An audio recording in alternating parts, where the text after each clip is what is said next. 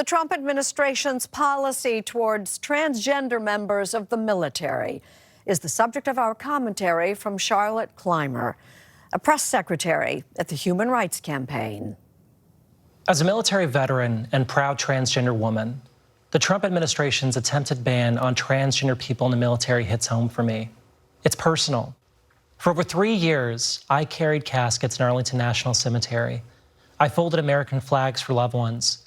I ceremoniously unloaded transfer cases of the remains of our fallen warriors in uniform, being carried home from Iraq and Afghanistan to Dover Air Force Base in Delaware.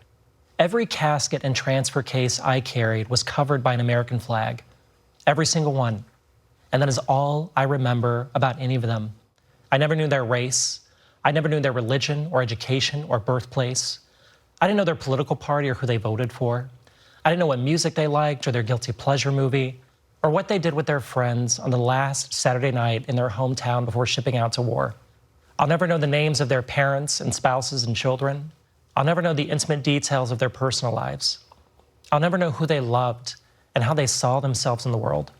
All I know about those I carried was that they died in selfless service and they wore the flag of this country to the grave.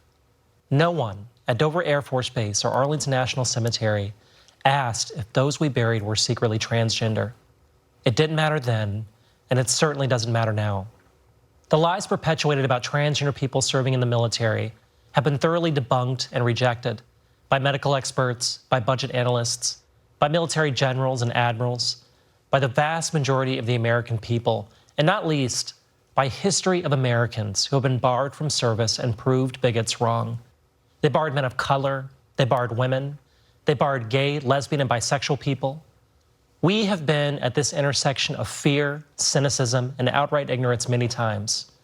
And we are always reminded that the only true threats to our country's strength are hatred and an absence of character.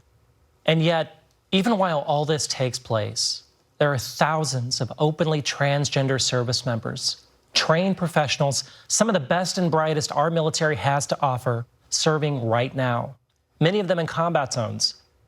Despite the stress and anxiety from a commander-in-chief who has no faith in them, a commander-in-chief who himself never served a single day in uniform, they continue to meet the highest standards of excellence.